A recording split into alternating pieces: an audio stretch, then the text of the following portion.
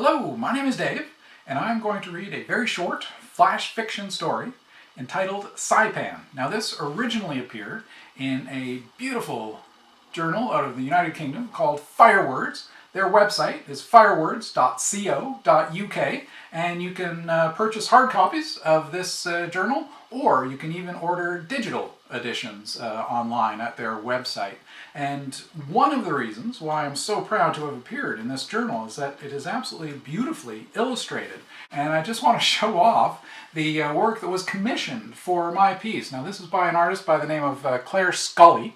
And if you can make it out there, there's a pair of hands reaching for each other in the jungle.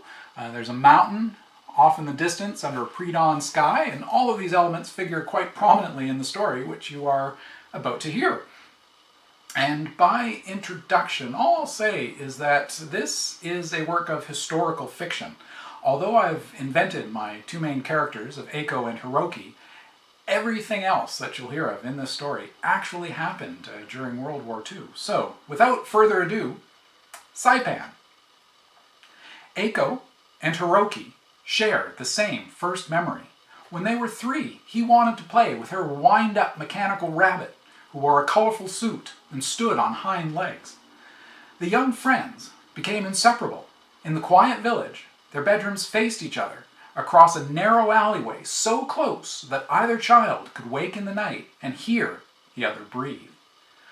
Over the next 11 years, their toys shifted from innocent curiosities to tanks and fighter planes. Yet their make-believe world included only playful scenes because peace was all they knew.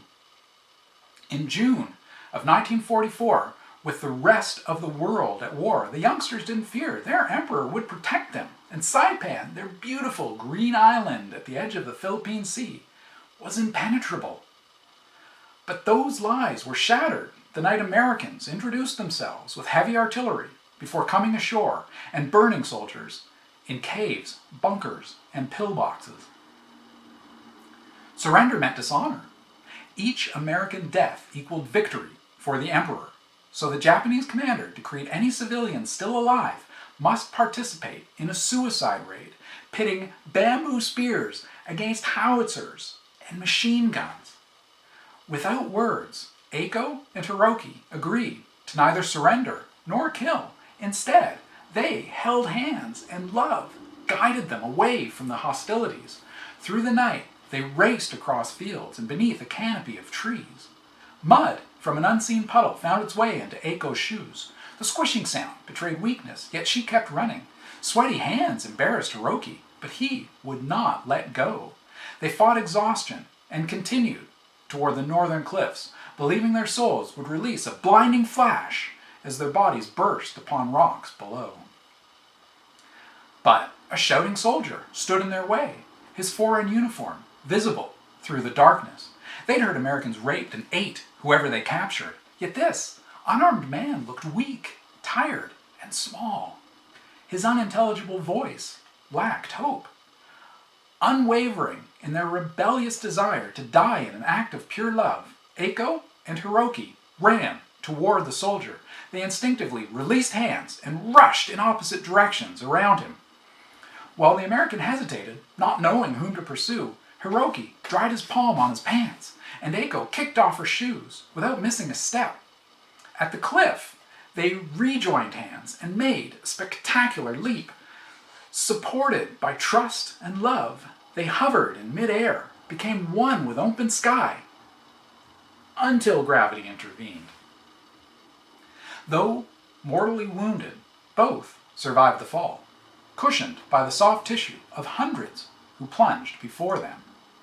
Disheartened by the absence of flashing light, they took their last breath together, under a deep blue pre-dawn sky, and watched silhouettes of islanders fall like hail. The ardent young couple became 2 brushstrokes in a macabre canvas of 8,000 bodies. Each hoped their death held meaning. Some leapt for love, others out of fear. Scores refused to kill, and many succumbed to outlandish propaganda. The rest dreaded capture before they could take their own lives. Yet the baffled invaders understood nothing. The meek American soldier who'd begged Eiko and Hiroki not to jump couldn't comprehend the horror. Meanwhile, the generals barely shook their heads before congratulating themselves and plotting their next step toward atomic victory. The end. Thank you for listening.